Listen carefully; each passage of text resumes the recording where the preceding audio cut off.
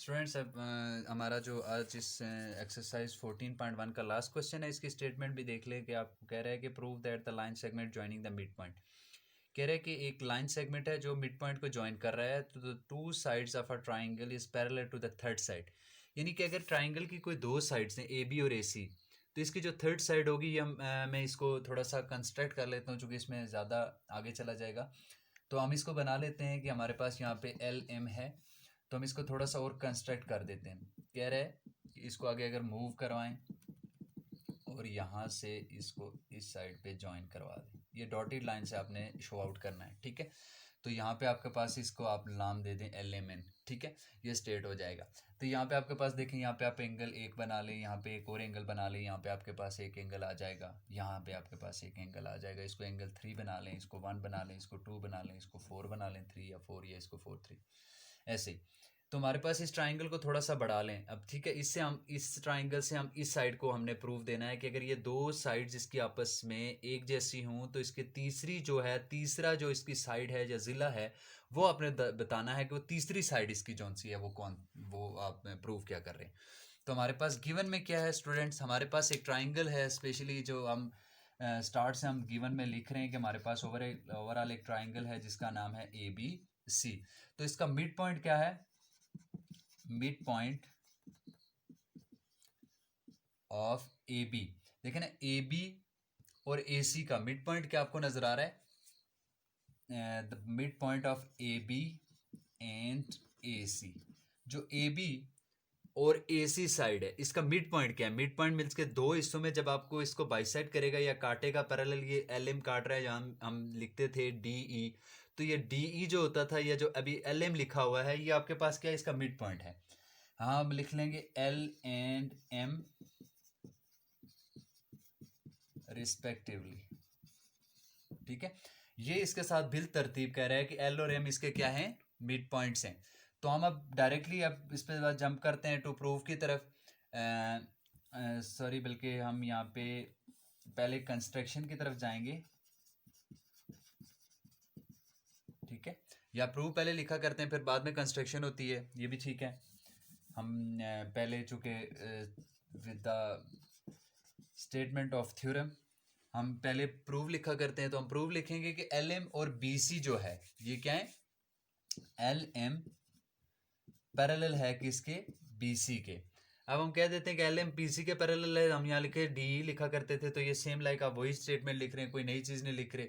तो हम या फिर ये और हम इसको कह सकते हैं कि एल एम जो है वो 1/2 है बी सी के, क्या है, हाफ ऑफ बी सी है। एल एम क्या है, इसका हाफ है, ठीक है, ये आधा है किससे, एल एम बी सी का हाफ है।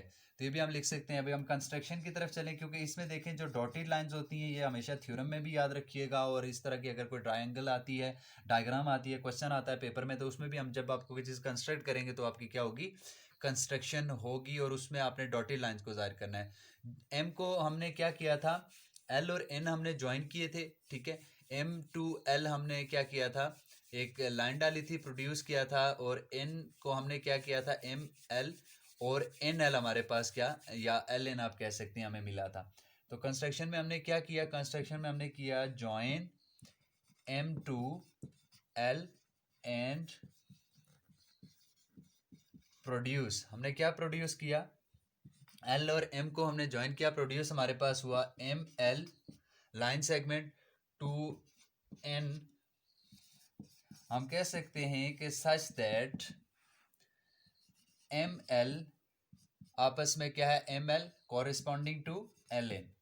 ये एम एल जो आपको नजर आ रहा है ये एल एन के क्या है, कॉरेस्पॉन्डिंग है, ठीक है, कॉरेस्पॉन्डेंस है, तो आपस में मुतमासल हैं। तो इस तरह हम कह सकते हैं कि हमने एन को बी के साथ ज्वाइन कर दिया था। फिर आगे आपने क्या किया था, जैसे कि मैंने इस स्टेटमेंट में मैंने एंगल्स बनाए थे, वो भी आप बना लें, वो भी लिख लें आप, जो चीज़ें आपने कंस्ट्रक्शन की नज़र आ रही हैं। आपने क्या किया, फिर एन को बी के साथ आप ऐसे भी कह सकते हैं कि L join L with N and N with B. N को फिर हमने किससे ज्वाइन किया था, बी के साथ ज्वाइन किया था। तो इस तरह आपके पास एंगल्स भी डिफाइन हुए थे, एंगल 1 और इसी तरह एंगल 2, एंगल 3 एंड एंगल 4, हमें 4 एंगल भी मिले थे। देखिए कंस्ट्रक्शन क्या चीज़ है, जैसे हम कोई चीज़ तामीर करते हैं तो जैसे मीनिंग्स ही कंस्ट्रक्शन का मतलब तामीर होगी। तो हम कोई चीज़ बनाते हैं तो हम उसके लिए जो जो चीज़ें लेते हैं या जो चीज़ हम बनाने में सबसे पहले स्टार्ट में लेते हैं या एंडिंग तक उसके काम करते हैं तो वो सारी चीज़ें कंस्ट्रक्शन में आती हैं। तो यूँ हमारे पास अब हम चलते हैं किसकी तरफ, प्रूफ की तरफ। तो इसमें मैं दूसरे बोर्ड पे इसका मैं प्रूफ लिख देता हूँ, प्रूफ, ठीक है। इसमें आप बेशक स्टेटमेंट और रीज़न डाल दें, ठीक है। तो स्टूडेंट्स यहाँ पे देखें ऊपर वाले बोर्ड में आपके पास BLN, हम इस ट्राइंगल को, जो छोटी हमने ट्राइंगल कंस्ट्रक्ट की थी, इसको हम बिलोंग करवाएंगे ALM ट्राइंगल के साथ। तो हम ALM और BLN हम लिख लेते हैं BLN which is corresponding to ALM, ये ALM के कॉरेस्पॉन्डिंग है। ये दोनों ट्राइंगल्स एक जैसी हैं। तो हमारे पास BL और हम कह सकते हैं कि BL आपस में कॉन्ग्रुएंट है AL के। BL और AL ये आपस में क्या है, कॉन्ग्रुएंट हैं, एक जैसे हैं, एक जितने हैं। AL कॉन्ग्रुएंट है BL के। तो ये चीज़ हमारे पास पहले से क्या थी बेटा, गिवन थी। तो हम रीजन में क्या लिख लेते हैं कि हमारे पास पहले से गिवन थी। तो एंगल 1 और एंगल 2, या आप कह सकते हैं कि measuring angle 1 is corresponding to measuring angle 2।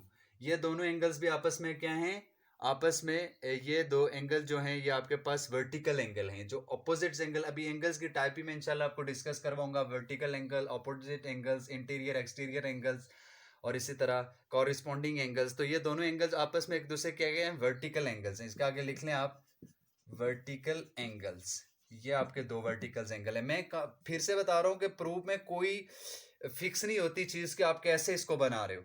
आप जो चीजें आपको गिवन में दी हुई हैं, जो चीजें आपके पास कंस्ट्रक्शन में है, वहां जहां आपको जो दिल करता है वो आप उसकी मुनासबत से लिखते जाएं, ठीक है, और उसको आगे चलाते जाएं। ये ज़रूरी नहीं है कि मैंने फिक्स कर दिया कि एंगल यहाँ लिखा तो आप ही यहाँ पे लिख रहे हैं, आप इसको पहले टाइम में भी लिख सकते हैं। आगे कह रहे हैं कि NL, हमारे पास देखे ना NL और MLM, ये चीज़ हमने कंस्ट्रक्ट की थी। NL और हमारे पास ये क्या थी, ML, ये दोनों हमारे पास क्या थी, कंस्ट्रक्शन थी। उसके बाद आगे मूव करें तो हमारे पास BLN और ALN, जो अभी हमने ये ट्राइंगल और ये ट्राइंगल दोनों डिफाइन किए हैं, ये corresponding angles of a congruent triangles. ये बेसिकली एक बात है कि corresponding sides of a congruent triangles are equal.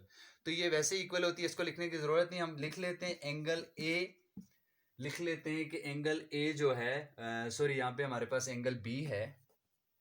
Angle B जो है वो किसके बराबर है, एंगल 3 के बराबर है। तो NB और AM, NB और AM, अगर इसकी ये साइड और ये साइड आपस में कंपेयर की जाए, या फिर इसको भी छोड़े, ये आपके लिए थोड़ा डिफिकल्ट हो जाएगा। ML और आपके पास जो है AM, ML और AM ये दोनों साइड्स, ML कॉरेस्पॉन्डिंग है AL के, ठीक है। ये दो साइड्स ML और AL आपस में क्या हैं, कॉरेस्पॉन्डिंग साइड्स हैं। इसी तरह हम आगे मूव करें तो हमारे पास जो ओवरऑल पैरेललोग्राम, हम इसमें एक पैरेललोग्राम को भी डिस्कस कर सकते हैं, कौन सी है, BCMN। BCMN ये हमारी अगर नीचे देखें तो दो ट्राइंगल्स ऊपर बन गई थी हमारे पास, BCML, सॉरी ये हमारे पास क्या है,